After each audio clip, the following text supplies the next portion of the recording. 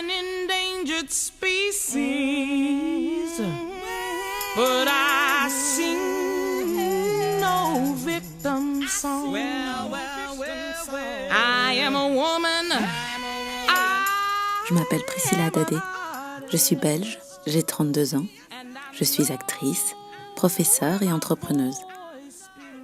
Je suis constamment à la recherche de femmes inspirantes, d'histoires pertinentes, de rencontres enrichissantes. Il n'est pas aisé pour nous, génération Y, de se trouver, de comprendre le chemin à suivre. On a le choix, certes, mais peut-être en a-t-on trop. C'est pour cela que j'ai décidé de créer ce podcast, où toutes les 2 semaines, je rencontre une femme qui m'inspire, qui, grâce à ce qu'elle est et à ce qu'elle fait, son vécu, sa force et ses faiblesses, m'aide à mieux comprendre qui je suis et le monde dans lequel je vis. Ces rencontres, je souhaite les partager avec les femmes et les hommes qui, comme moi, sont en quête de sens, de compréhension et de réponse. Bienvenue dans Elle m'inspire. Aujourd'hui, dans Elle m'inspire, Isabella Lenarduzzi. Isabella est une femme engagée qui n'a pas peur de se remettre en question et qui se bat d'arrache-pied pour accomplir sa mission. L'égalité entre les hommes et les femmes.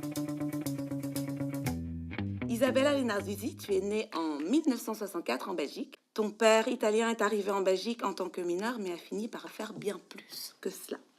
Après une éducation multiculturelle et multilingue à l'école européenne d'Uccle, tu étudies l'économie politique à l'UCL. Commence alors ton parcours d'entrepreneuse. Tu crées Université et Campus, magazine d'étudiants, le studio Welcome Pack distribué à plus d'1 million d'étudiants en Europe.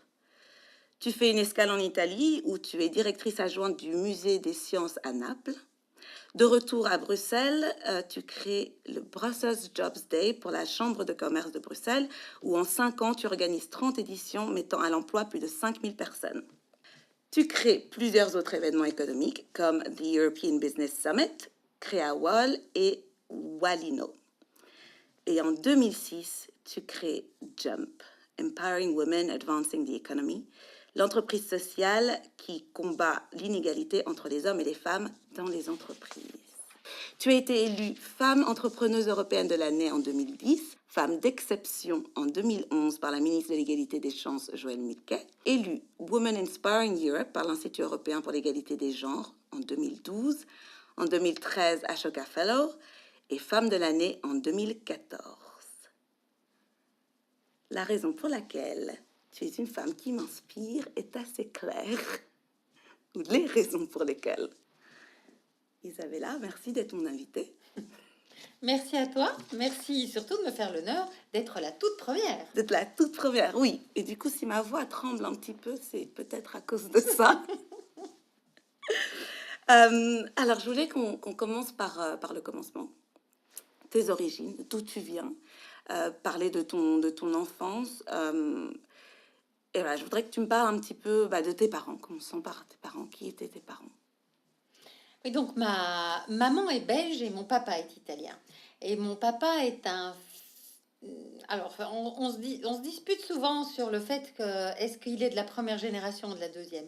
Moi, je considère qu'il est de la deuxième parce que c'est pas lui qui a décidé de venir en Belgique à partir de l'Italie, c'est son père. Donc lui, il est arrivé à 12 ans. Il a suivi finalement son père 1 an ou 2 après qu'il soit arrivé en Belgique. Donc c'est son père qui était mineur. Et mon père a grandi ici. Il a eu beaucoup de difficultés à s'adapter aux écoles belges parce qu'il a été très souvent victime de racisme. Et on le mettait plutôt, étant donné qu'il parlait pas français, on le mettait dans le fond de la classe pour qu'il fasse des maths, parce que ça allait, et on ne s'en occupait pas. Et quand il se jugeait discriminé ou maltraité ou humilié, il se révoltait, donc ce qui veut dire qu'il a été foutu à la porte de pas mal d'écoles, jusqu'au moment où, complètement désespéré, sa mère le présente à un prêtre ouvrier qui a reconnu en mon père un vrai potentiel. et il l'a amené dans un collège, le collège de Bonne-Espérance, à Gerpine, je crois, donc toujours dans la région de Charleroi. Et il leur a dit, écoutez, voilà, ce gamin-là, je ne sais pas ce que vous pouvez en faire, mais je pense qu'il a vraiment du potentiel. Il ne peut pas payer, donc il peut faire des travaux pendant les récréations, pendant les week-ends, pendant les vacances.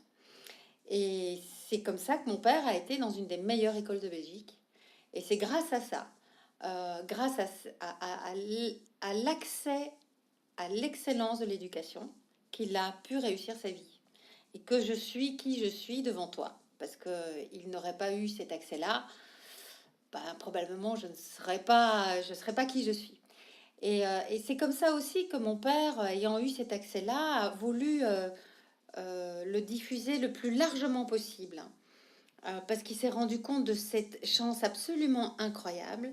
Et quand il a commencé à travailler, après avoir fait l'université, il a commencé à travailler à la Commission européenne. Et à un moment donné, on lui a demandé de s'occuper de tout ce qui était formation professionnelle. Parce que l'éducation n'était pas une matière européenne. Et mon père, à ce moment-là, s'est rappelé d'où il venait. Et que s'il était au poste qu'il occupait à ce moment-là à la commission, c'était justement grâce à l'excellence de l'éducation.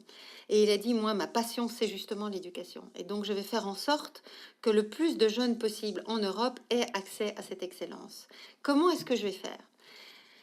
Eh bien, ce que je vais faire, c'est que je vais faire bouger les étudiants. Je vais leur donner la possibilité de choisir les meilleures universités en Europe, pas simplement celles qui sont juste à côté, celle qui est à côté de chez eux, mais celles qui, parce que je veux faire sciences politiques, eh bien, pourquoi pas aller à la Sorbonne, alors que je vis au fin fond de l'Italie ou au nord du Danemark.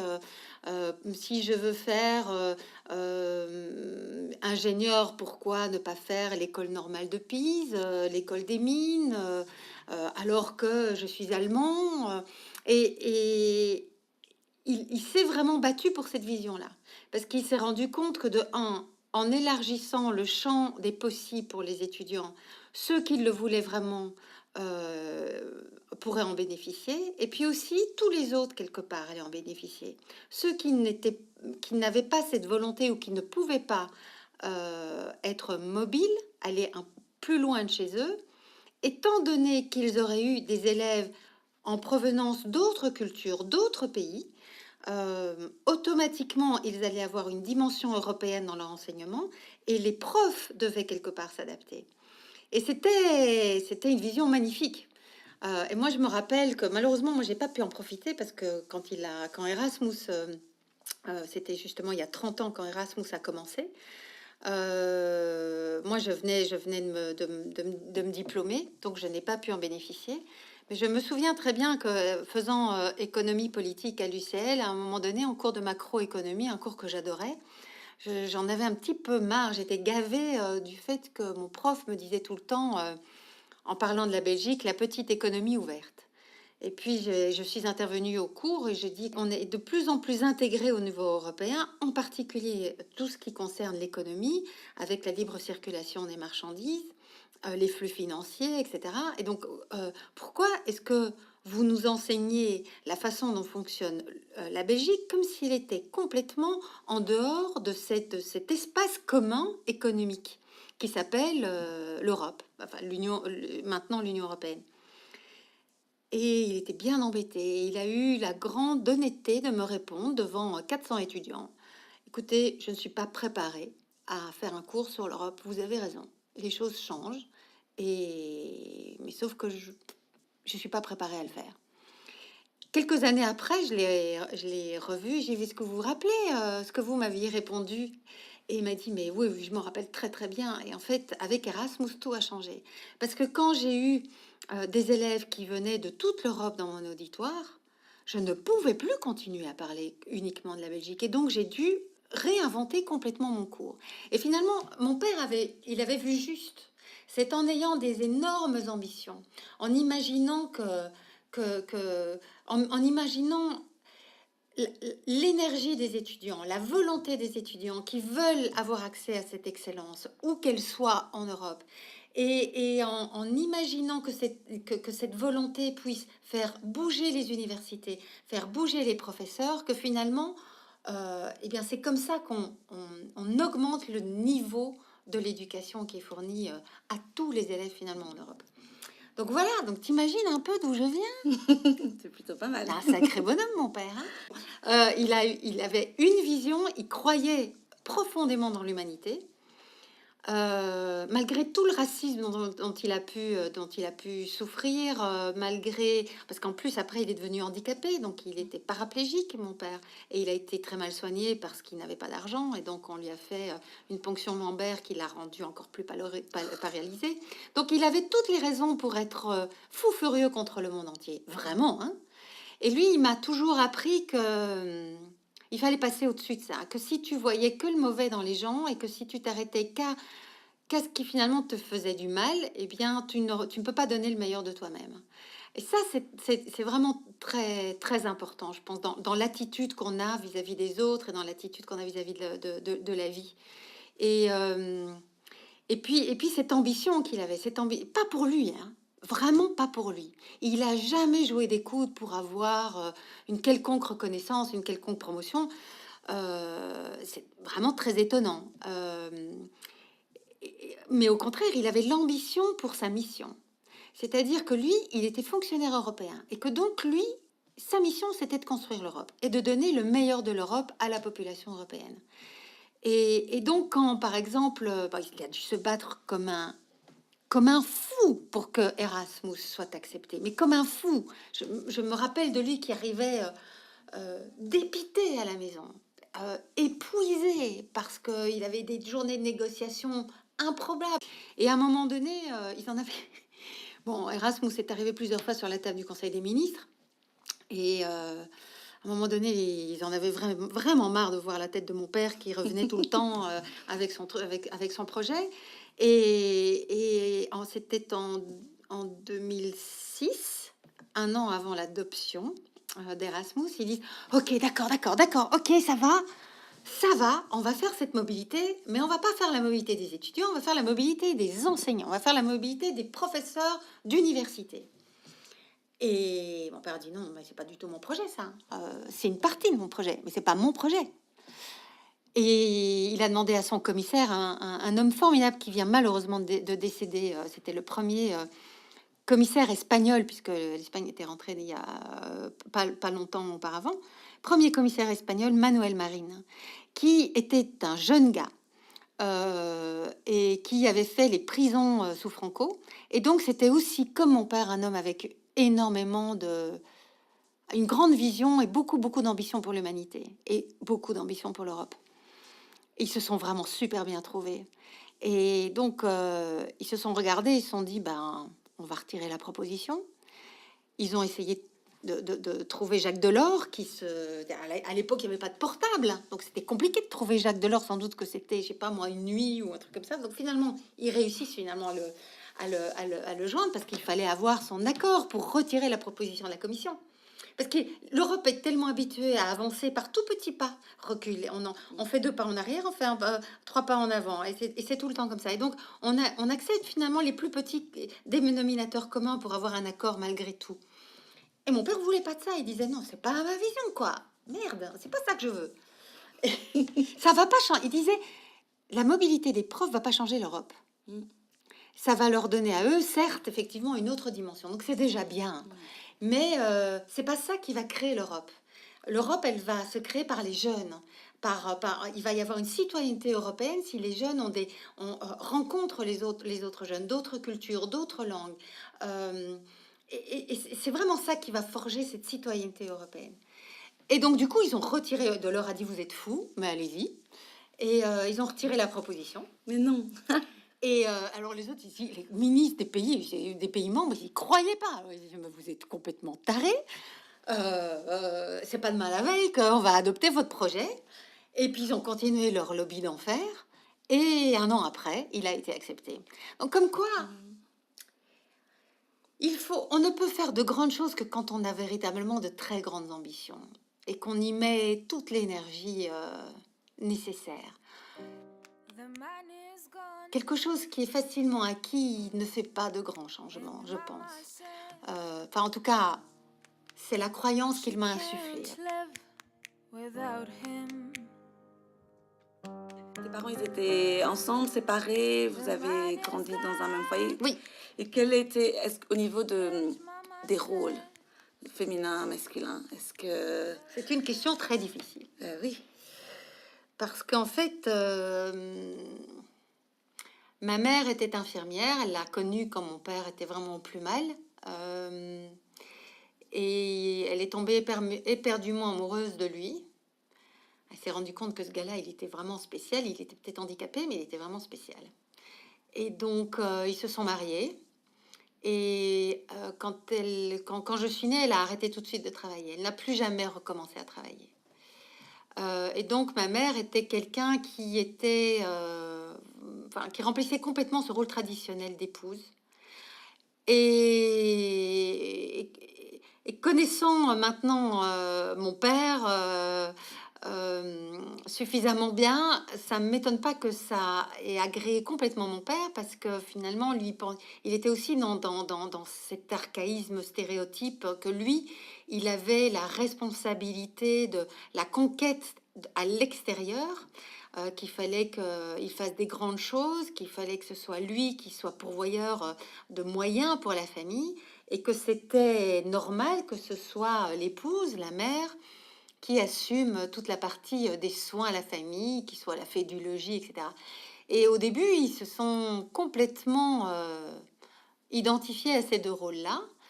Mais au fur et à mesure, ma mère est devenue très aigrie. Et mon père s'en est rendu compte. Je me rappelle, j'étais ado. Mon père s'en est rendu compte, lui a proposé de reprendre le travail, ce qui pour une infirmière ne pose aucun problème, parce qu'on en a tellement besoin. Et elle a commencé, je me rappelle, elle a commencé en tant qu'infirmière indépendante. Mais en fait, ça faisait tellement longtemps qu'elle avait arrêté qu'elle n'avait plus envie de faire des efforts pour avoir des contraintes, en fait. C'est avoir des rendez-vous, être à l'heure au rendez-vous, faire des choses qui ne sont pas toujours plaisantes. Et elle n'avait plus envie. Et donc, malheureusement, elle a très vite abandonné en disant « Oh, j'ai plus envie, ces gens m'embêtent. » Et donc, voilà, elle s'est retrouvée de nouveau entre ces quatre murs, avec un homme qui n'était jamais là. Et moi, j'ai grandi avec une figure de père qui est un héros, et qui, quand il était à la maison, il était vraiment pas souvent là, mais quand il était là, il était vraiment là. C'est-à-dire que moi, je ne me rappelle absolument pas de ma mère qui m'ait lu une histoire. Jamais. Je me rappelle de ma mère qui frottait tout le temps, elle nettoyait. Oui, c'est vrai, elle nous faisait le goûter quand on rentrait de l'école. Elle faisait à manger, très bien. C'était une parfaite fée du logis, mais c'est pas elle qui m'a construit. C'est mon père qui m'a construit. Et mon père avait beaucoup d'ambition pour moi et pour ma sœur.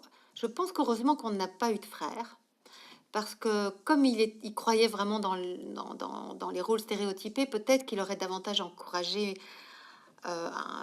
mon frère que moi. Mais bon, comme j'en ai pas eu, je sais pas, évidemment, c'est juste une hypothèse.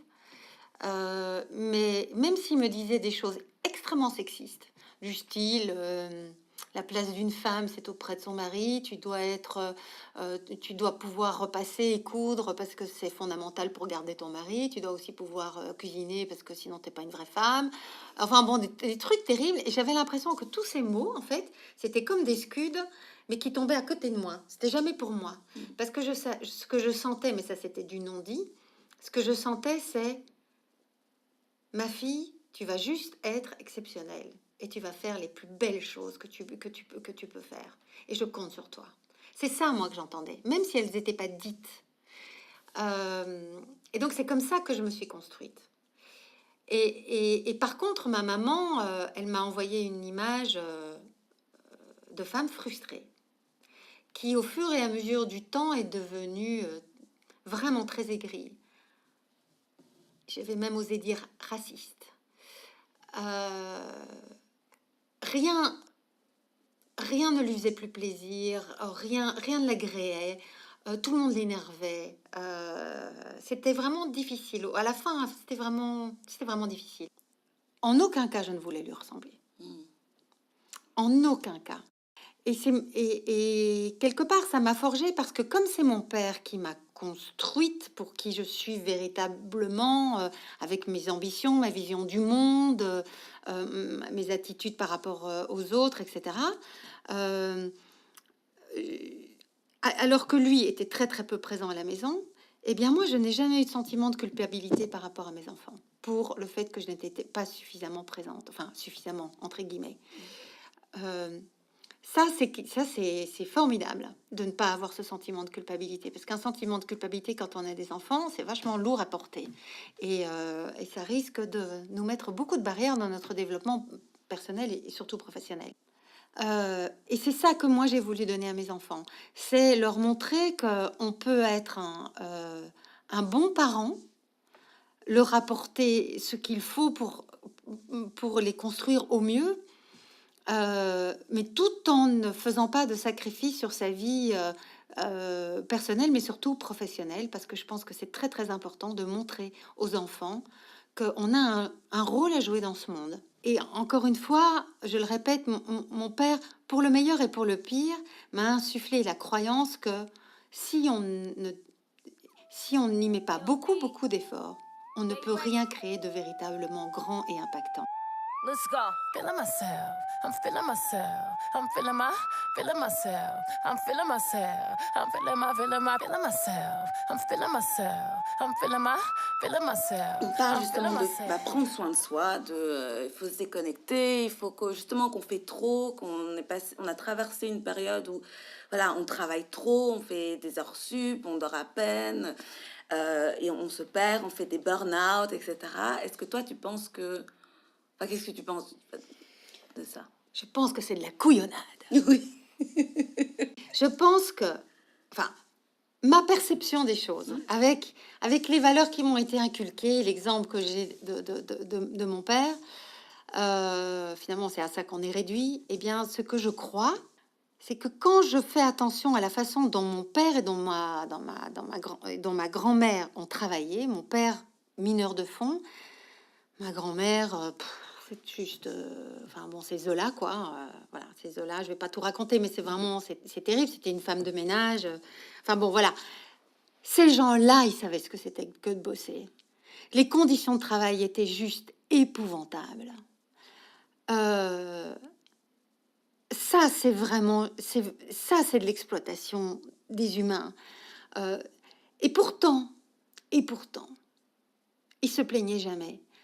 Ils étaient contents d'avoir un job et de pouvoir donner à manger à leurs enfants.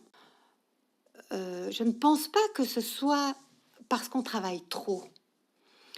D'ailleurs, si je peux me permettre, ce que je vois, c'est que les milieux harcelants sont les milieux les plus où il y a le plus de confort, entre guillemets, de travail. C'est-à-dire surtout des milieux de fonctionnaires. Des milieux où finalement on prend vachement peu de risques. Et là, il y a beaucoup de harcèlement, beaucoup de harcèlement. Il y a beaucoup de rapports de force pour des bêtises, parce qu'on n'est plus tourné vers notre mission, on est plutôt tourné sur ma visibilité, ma progression au détriment des autres. Et donc, évidemment, quand un univers professionnel est harcelant, là, je comprends 1000 fois qu'on tombe en dépression, qu'on tombe en burn-out, etc. Mais allez, la plupart du temps, l'univers du travail n'est pas harcelant comme ça, parce que le travail, c'est pas du tout un enfer. Et en plus, on a maintenant la liberté, si on a un minimum en tout cas de qualification et de volonté, c'est de changer de boulot. Évidemment, il y en a pour lesquels c'est beaucoup plus compliqué. Moins on a de qualification, plus on est âgé, par exemple, ou plus on est handicapé, plus c'est compliqué de changer de boulot. Mais il reste quand même il y a beaucoup d'hommes et de femmes qui ont la possibilité de changer. Sauf qu'on ne veut pas prendre de risques. Donc on va cracher sur l'environnement de travail sans y mettre l'énergie nécessaire pour le rendre meilleur, sans dénoncer par exemple les mauvaises pratiques, parce que tout ce qu'on veut faire, c'est garder une espèce de sécurité. Donc, non, je ne crois pas que ce soit le travail, en général en tout cas, qui donne un burn-out. Ce que je crois, c'est par contre que jamais comme aujourd'hui, on a cette pression d'être formidable. C'est-à-dire que nous, les femmes, faut qu'on soit belle, faut qu'on reste jeune le plus longtemps possible, faut pas qu'on ait de cellulite, faut qu'on soit bien habillé, faut qu'on ait de la conversation, faut qu'on fasse l'amour comme des déesses, il faut qu'on fasse tout comme des superstars. Les mecs, il faut qu'ils assument un maximum, il faut qu'ils aient des tablettes de chocolat, il faut qu'ils gagnent de plus en plus d'argent, il faut qu'ils puissent payer des vacances à la neige, à la mer, etc. Et qu'ils répondent aux besoins de leurs enfants qui vont rater telle année, puis encore une année parce qu'on cherche, on sait pas, etc. Et en attendant, c'est qui paye, bah voilà, c'est souvent papa. Et donc ils ont cette espèce de phénomène d'Atlas, c'est-à-dire celui qui porte le dieu qui porte le monde. La pression est forte. Les réseaux sociaux ne font qu'augmenter cette pression-là. Il faut tout le temps qu'on parle de nous en superlatif. J'ai eu la super méga soirée. C'était super formidable.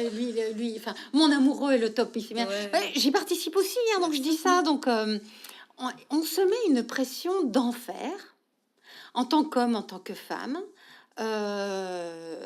Et je pense que c'est ça en fait. Je pense que on est dans un monde de surconsommation, de compétition entre les individus, au lieu d'être dans cette interaction avec les autres, cette interaction bienveillante.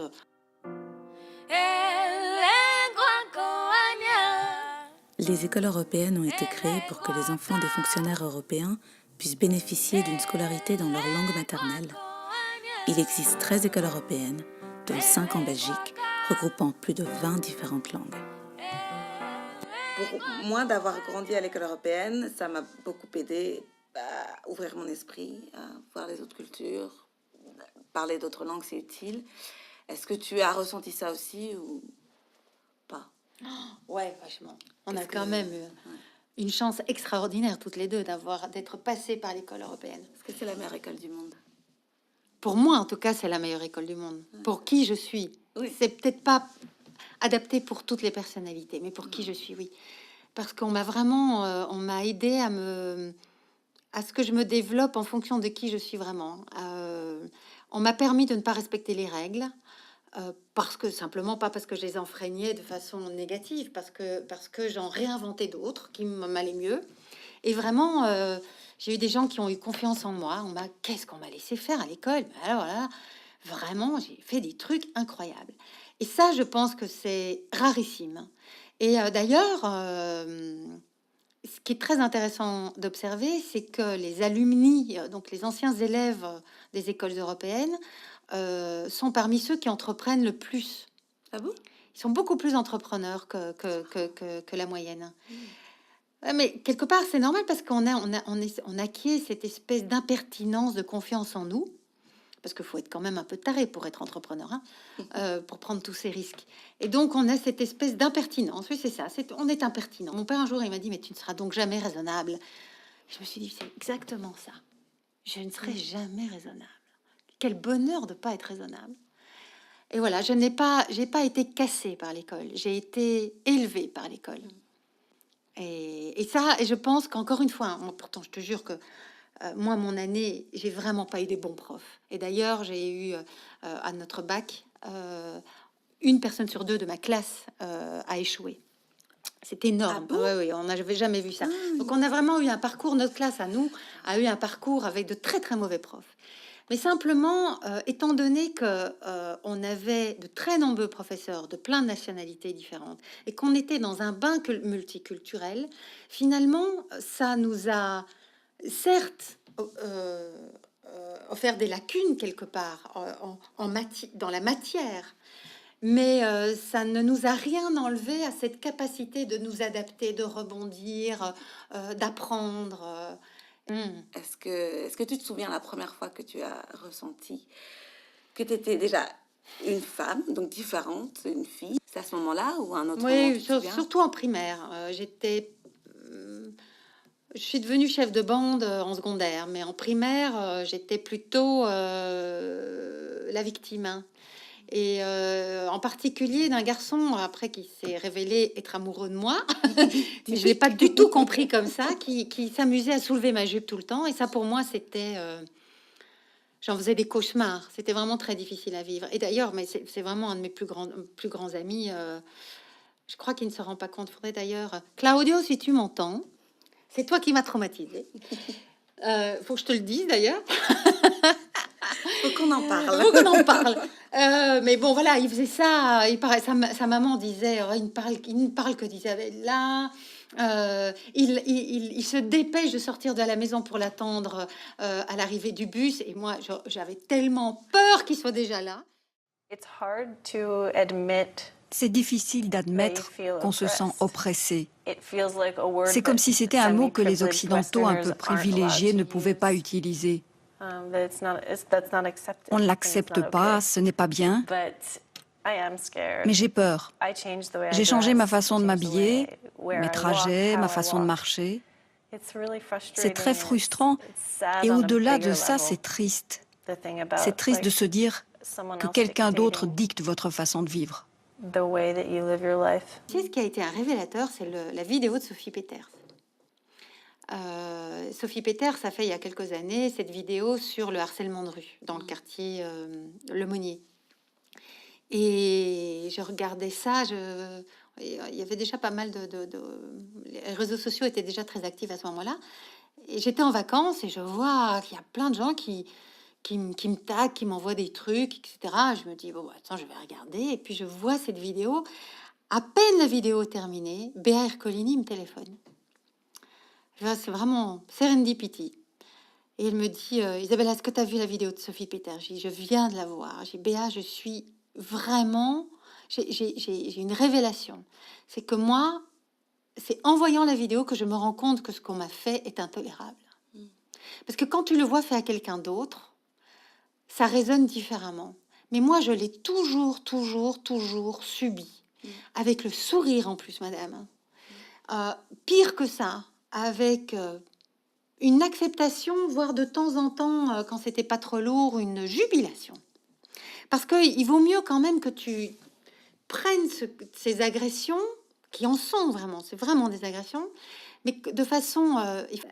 Mais donc, ce qui est dingue, c'est que j'ai intégré tout ça, et que j'ai essayé d'en faire le meilleur pour ne pas être empêchée de progresser dans ma vie. Et donc voilà, le sexisme, oui, pour moi, c'est une grande découverte. Et tu sais, vraiment, je découvre quasiment tous les jours des choses. Par exemple, avec toute cette affaire Weinstein, la différence entre céder ou accepter. C'est pas parce que tu cèdes que tu acceptes. Et moi, il m'est arrivé souvent de me retrouver dans des situations comme ça. J'étais pas très fière de moi après. J'étais pas très propre après. Mais je pensais que c'était normal. Et donc là, maintenant, toute cette affaire-là m'a montré cette différence. Je crois que justement, l'affaire Weinstein, moi, j'ai l'impression que ça a révélé ça pour beaucoup de personnes. Moi aussi, c'était pareil. Il y a plein de moments où je ne m'étais pas rendu compte qu'en fait, c'est pas normal.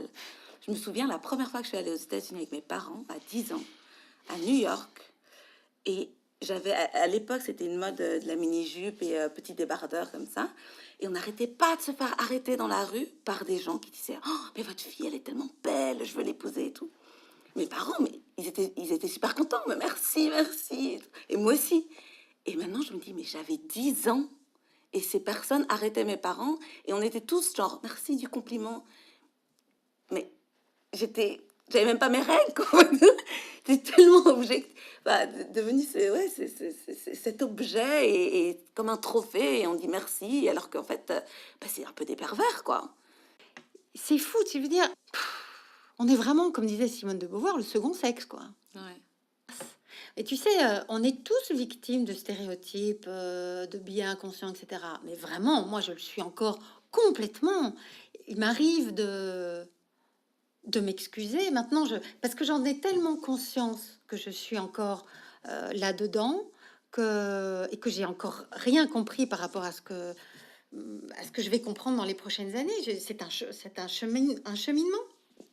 Il m'arrive vraiment de m'excuser. Je me suis pas rendu compte. Ça c'est incroyable comme j'ai réagi avec un cliché, avec un stéréotype. Voilà. J'ai pas voulu faire de mal, mais tu vois, tu te rends compte, mais qu'est-ce que je viens de dire? En 2006, Isabella crée Jump, l'entreprise sociale qui fait la promotion de l'égalité entre les hommes et les femmes.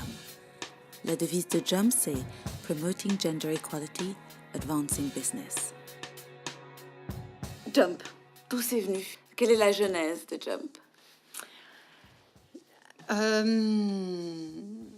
Moi, quand j'ai commencé véritablement ma vie professionnelle, en tant qu'entrepreneuse, donc chef d'entreprise, j'ai fait ça avec des hommes. Donc mes associés, j'avais pas d'associés femmes, je n'avais que des associés hommes. Et chaque fois que je faisais les choses un peu différemment, ils se foutaient de ma gueule. Mais gentiment, hein, parce qu'ils m'aiment, c'est toujours mes amis, et ils m'aiment vraiment beaucoup, beaucoup. Mais ils me disaient, en se fichant de moi, ils m'envoyaient un message, ils disaient, c'est pas comme ça qu'on est leader. Et donc, moi, j'ai appris à devenir un homme comme les autres. Et ça me paraissait naturel. Donc, je l'ai fait sans trop de difficultés. Vraiment, j'ai fait sans trop de difficultés. C'est-à-dire, tu as des exemples? C'est compliqué de parler de moi à ce moment-là parce que j'avais pas beaucoup de conscience, mais j'en voyais par toutes les cellules de mon corps et par ce que je disais, par la façon dont je me comportais, j'envoyais des messages de dureté.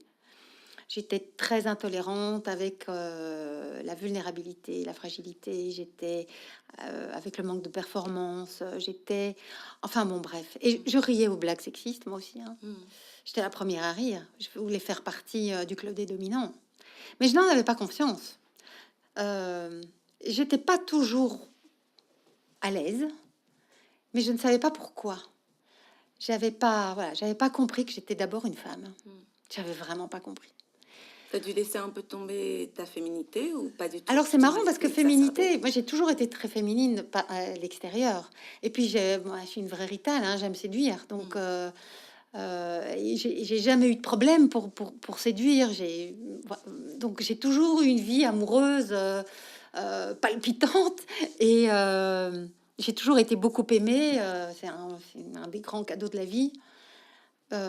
Donc j'ai toujours été très féminine à l'extérieur, mais dans ma façon de me comporter, en particulier en entreprise ou dans les associations dans lesquelles je militais, enfin bref, dans ma vie extérieure, mais même, ouais. Enfin voilà, je jouais un rôle parce que je pensais que c'était comme ça qu'on était leader, jusqu'au moment où mon équipe m'a détestée.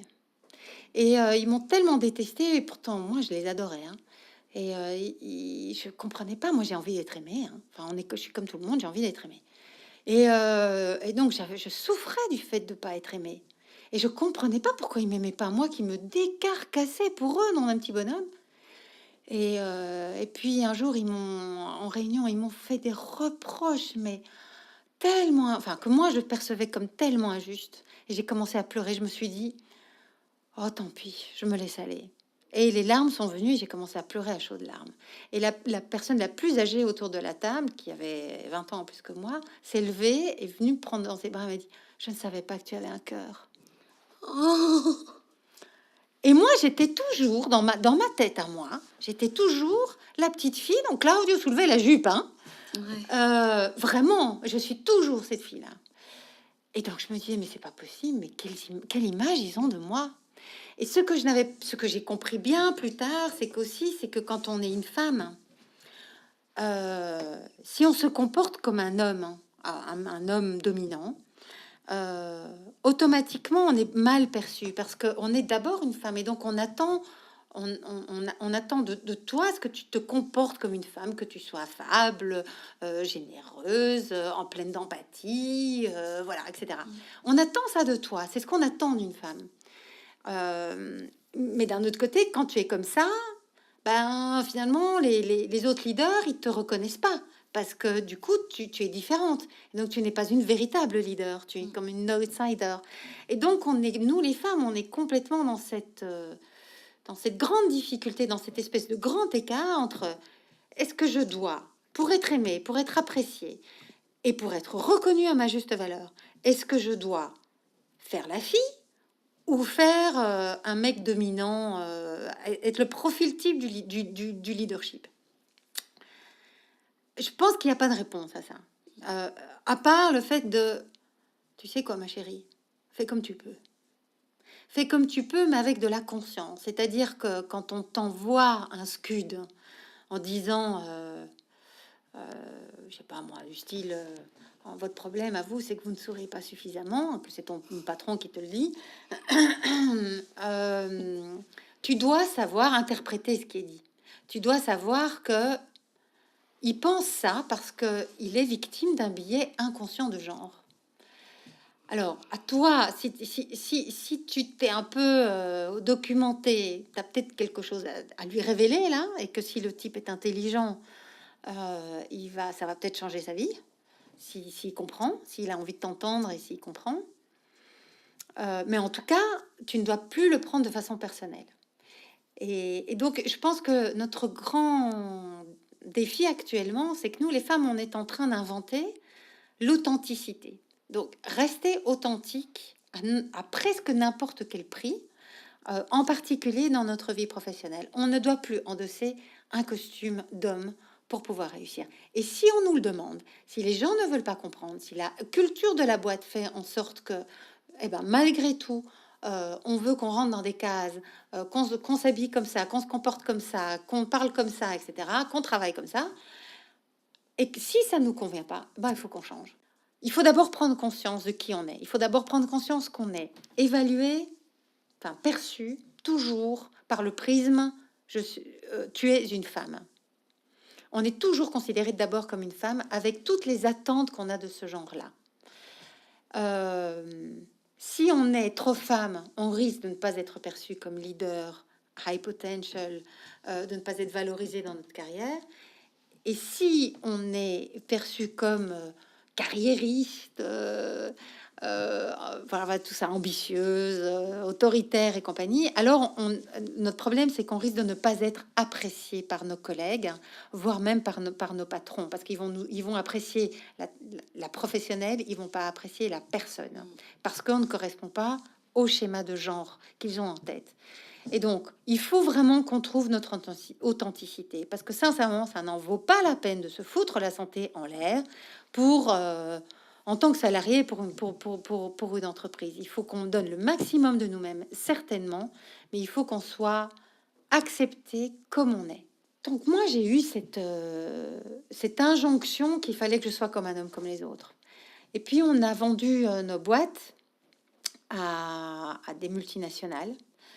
On s'est retrouvés, j'étais déjà entourée que d'hommes, mais alors là, il y avait beaucoup plus d'hommes encore, qui avaient en plus 20 ans en plus que moi, et qui me voyaient comme, en tout cas c'est ce que moi j'entendais, ce que je percevais, ils me voyaient comme l'assistante de mes associés, mec. Bon sang de bonsoir. Alors que c'est moi qui avais tout monté, mais avec un autre, hein, mais ça a été vraiment dur à accepter. Et donc je me suis dit, waouh, mes copines qui sont dans des grosses boîtes, elles doivent grandir professionnellement dans cette ambiance-là, en fait. Donc ça m'a vraiment ouvert les yeux. Et je me suis dit, moi, jamais je pourrais. Mais en même temps, du coup, je me suis intéressée par ce qui se faisait pour et sur les femmes. C'est comme ça que je me suis retrouvée à Hanovre, je crois, ou à Düsseldorf, je me rappelle plus, à la Frauenmesse, donc le salon des femmes. Moi qui faisais des salons, entre autres, je faisais beaucoup de com, des salons, des médias. J'étais très intéressée par un concept de salon comme celui-là. Et j'étais très déçue parce qu'en fait, ce qui était intéressant, c'était la partie conférence. Il y avait des petites conférences, ça cassait rien, mais il y avait quand même des sujets relativement intéressants. Mais malheureusement, les stands, c'était des machines à coudre, des machines à laver, etc. Et là, je me suis dit, bon, et si je gardais les conférences et que j'enlevais les machines à laver? Mais bon, de toute façon, tant que j'étais dans le type d'entreprise dans laquelle c'était même pas envisageable que je parle d'une idée comme celle-là. Faire un truc pour les femmes aurait juste été inaudible. Donc j'ai gardé cette info pour moi. Et au fil des années, j'ai amassé de l'information. C'est comme ça que j'ai vu naître le Women's Forum à Deauville. Et ça m'a vraiment beaucoup plu. Je me suis dit, waouh, ça c'est du réseautage de très haut niveau pour femmes. Donc c'est qu'il y a vraiment quelque chose à faire. Et puis aussi, moi, personnellement, en dehors de ma difficile aventure quand j'ai vendu mon entreprise et que je me suis retrouvée uniquement avec des hommes, au-delà de ça, c'est que moi, j'ai fait comment dire, j'ai fait un choix d'homme, de père pour mes enfants, qui était pas du tout le bon. Parce que je suis tombée amoureuse d'un homme puissant, mais ça m'arrivait souvent. Puissant dans le sens qui avait de l'influence, qui était brillant. Et tout se passait bien tant que je ne suis pas tombée enceinte. Dès que je suis tombée enceinte, il a voulu faire de moi son épouse et la mère de ses enfants. Et je n'étais plus Isabella Lenarduzzi. J'étais son épouse et la mère de ses enfants. Et donc, j'étais au service de lui et de ses enfants. Et il me disait même un mot en italien que je connaissais pas du tout. C'était accudire. Et je lui demandais régulièrement, mais c'est quoi ce mot? Et j'arrivais pas à comprendre. Et c'est vraiment, c'est ça, c'est être au service d'eux. Et moi, je dis, mais je peux pas, je vais mourir si je suis juste au service des autres. Je veux faire des grands projets, moi. Moi, mon univers, c'est pas mon mari et mes enfants. C'est ça plus d'autres choses. Et il disait, mais non, ma chérie, tu es une femme. Et les femmes, elles peuvent pas tout avoir en même temps. Donc, tu as été femme de l'année, tu as été sur la couverture du magazine Trends, tu as vendu tes boîtes, tu as du capital, etc., etc. Maintenant, c'est le moment de ta vie où tu te mets à disposition de ta famille. Et ce qui est dingue, c'est pas qu'il me l'ait dit. Ce qui est dingue, c'est que je me suis dit, moi, il a probablement raison. Et évidemment, et j'ai essayé de m'adapter à ce modèle, à cette vision qu'il avait de moi, mais ça ne me convenait pas du tout. Et pourtant, j'ai fait vraiment beaucoup d'efforts, hein. Mais je pleurais tout le temps. Enfin, je pleurais tout le temps. Je pleurais régulièrement. Je me disais, je ne suis pas dans ma vie. Je suis à côté de ma vie. Mais tout ça a un sens. Je savais que tout ce que je vivais avait un sens. Et en fait, le sens, c'est Jump. C'est comment faire de sa blessure une perle, comme une huître. Une huître, c'est parce qu'il y a un petit grain de sable qui arrive à rentrer dans l'huître qu'elle fait une perle pour se protéger. Ah bon? Ouais. Eh bien, c'est ça. C'est faire de sa souffrance quelque chose de plus grand, de positif. Et donc, voilà. Donc, j'ai réussi à m'en sortir. Et dès que j'ai pu, dès que j'ai retrouvé la force, après m'être reconstruit, etc., mis mes enfants sur de bons rails et compagnie, bah là, je me suis dit, ok, maintenant que j'ai compris plein de choses, je veux me mettre à disposition des femmes. Et donc, c'est comme ça que j'ai inventé Jump, avec d'abord des événements, donc sur la vie professionnelle des femmes, et puis du média, avec notre newsletter, notre plateforme web qui rassemble les meilleurs articles en Europe sur les différents paramètres, dimensions de la vie professionnelle des femmes. Et puis avec de la formation en entreprise, des enquêtes en entreprise, des enquêtes sur la société. Donc il y a beaucoup de choses qu'on fait, mais voilà, c'est comme ça que tout a commencé. Est-ce que tu penses que ton expérience, parce que du coup tu as suivi ton mari de l'époque en Italie. Yes. Et avant ça, tu étais un peu plus dur. Enfin, est-ce que tu penses que cette expérience-là, justement de souffrance, de se retrouver dans les pieds d'une femme typique, entre guillemets, ça t'a permis alors de mieux comprendre et de prendre conscience des stéréotypes des femmes, etc. Est-ce que grâce à ça, en fait, tu as pu mieux comprendre les femmes?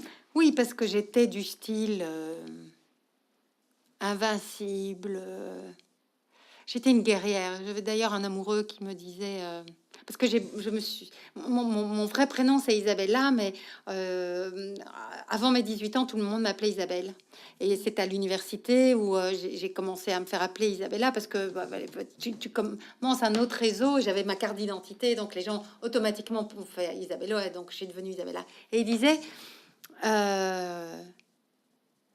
Isabelle est la partie douce de ta personnalité, Isabella est la partie guerrière. Et il n'avait pas tout à fait tort. Enfin, je trouvais ça très sympathique. Et donc, j'étais une vraie guerrière. Bon sang, bonsoir. Je suis toujours une guerrière.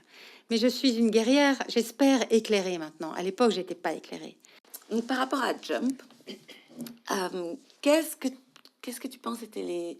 Ou peut-être qu'ils sont encore maintenant, peut-être que tu les vis encore maintenant, mais les obstacles, quelles sont les grosses difficultés que tu as rencontrées? Il y en a beaucoup. Que tu continues à rencontrer. Comment tu fais pour les dépasser ou au moins continuer à avancer sans qu'elles te freinent trop? Si j'avais su combien c'était difficile de traiter d'égalité entre les femmes et les hommes, je pense que je n'aurais pas eu le courage d'y aller.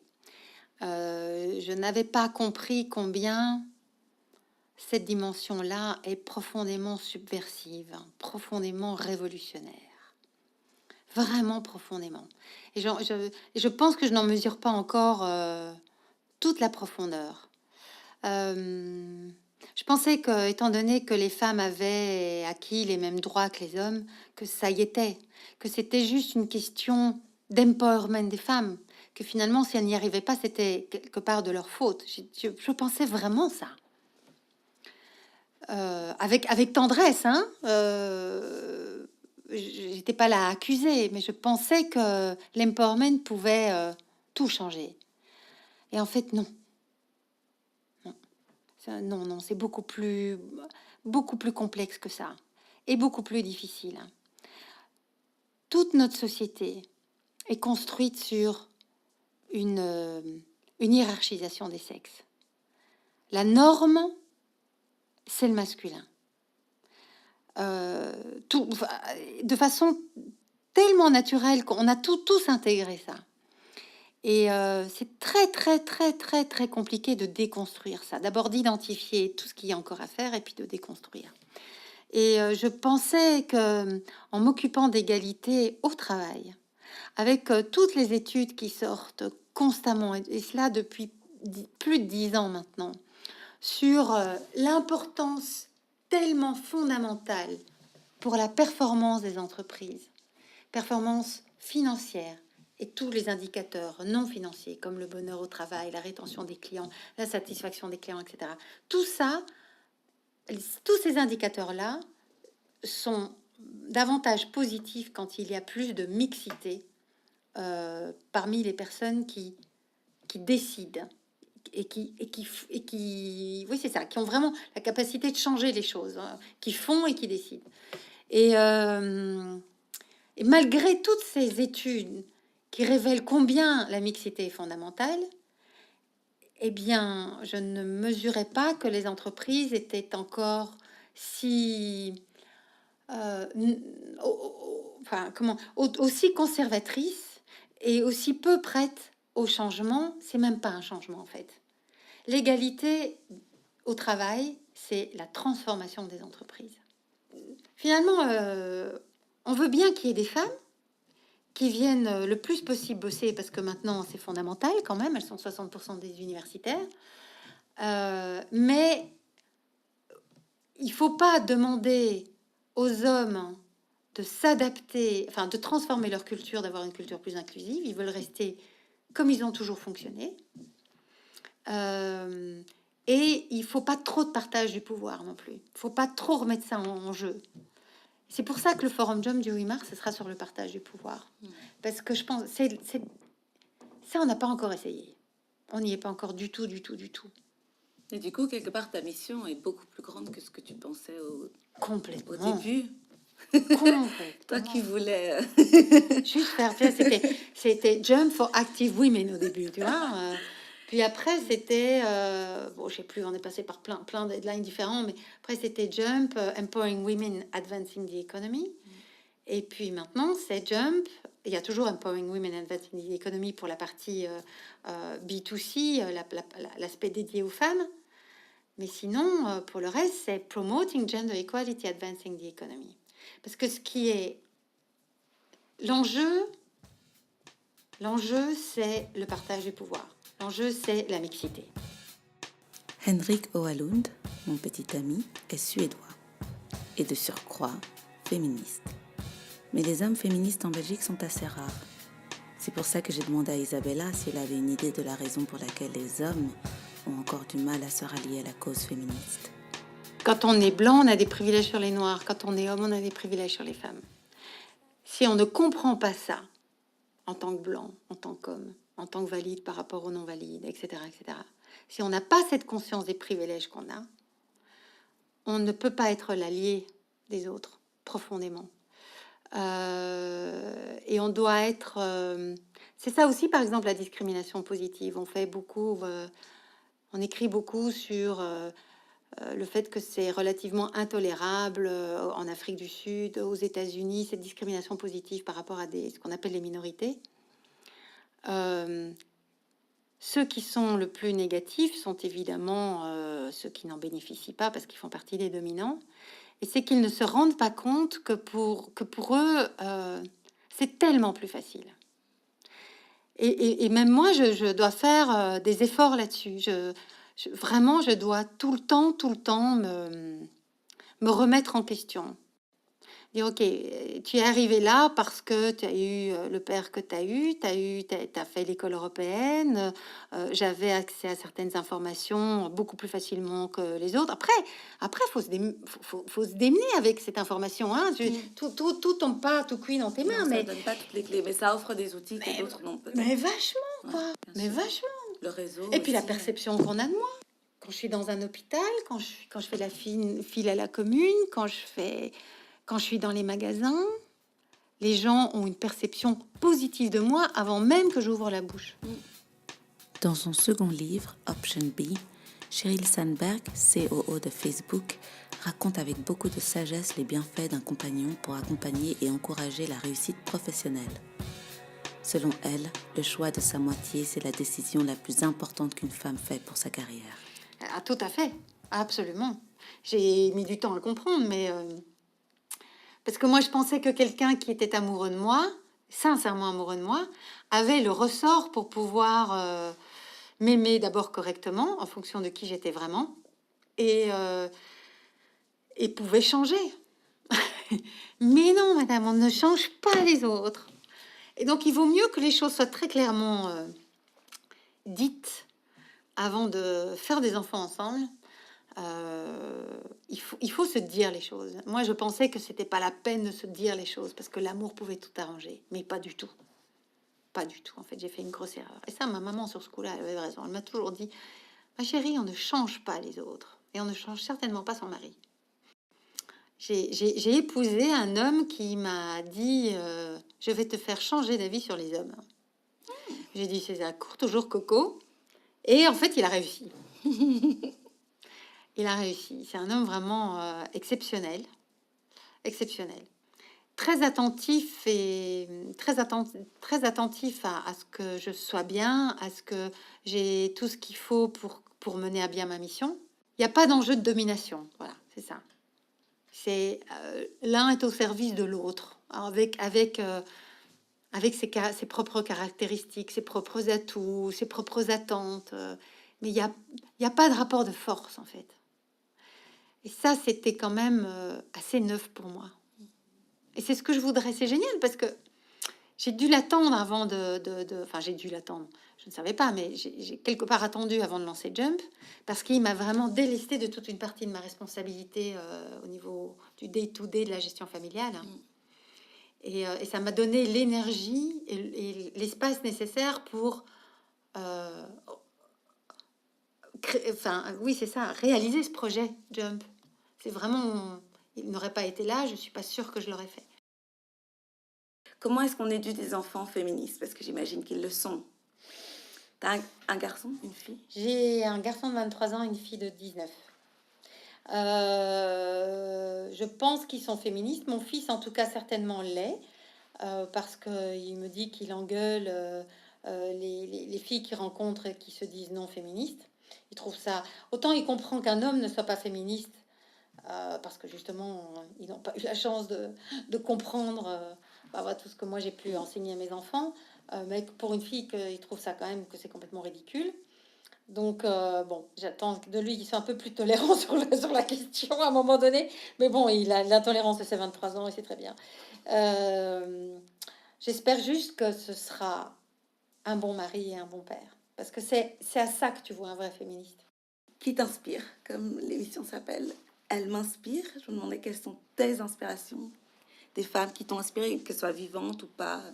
Pour celles qui ne sont plus là, Louise Michel, Simone de Beauvoir et attends, ouais non, pardon, j'ai déjà enterré, elle est toujours là. Elisabeth Badinter, controversée mais très inspirante. Mais elle, c'est des sacrés, mais t'as des Benoît de Croul, des Gisèle Halimi, il y en a tellement, Et puis tu as toutes celles qui sont des alliés, comme toi. Oh, merci. Non, mais c'est fondamental, parce que tu vois, quand on poste, je pense que vous, mes alliés, vous vous rendez pas suffisamment compte. Quand j'ai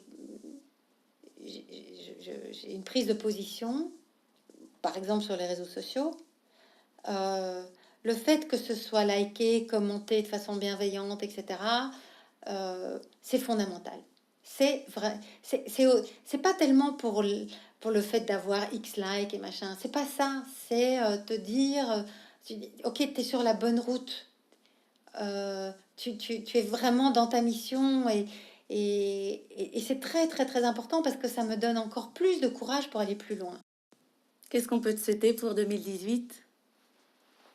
Écoute, je suis en train de faire une levée de fonds pour la première fois de l'existence de Jump.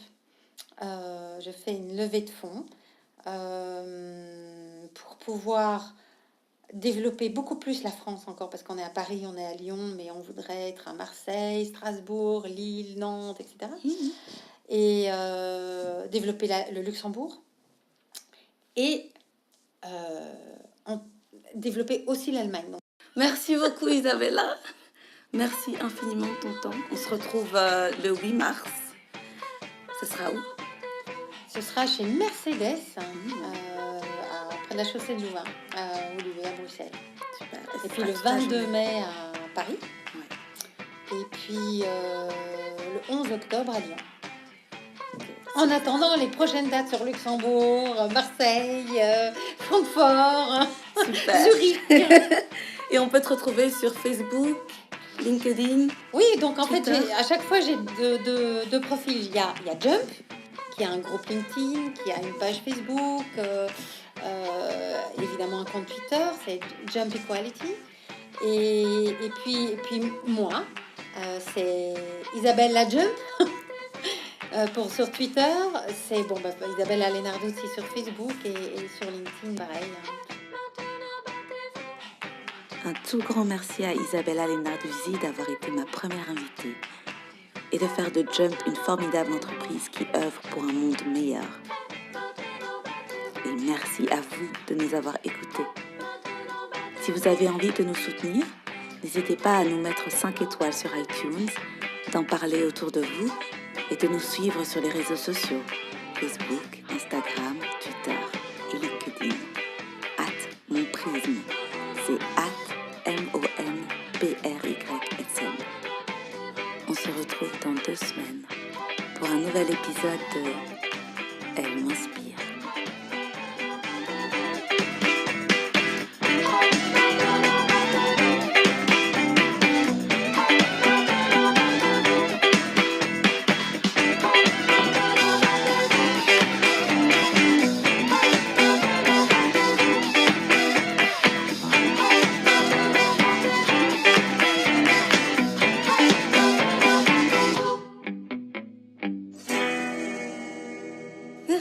Merci à toi.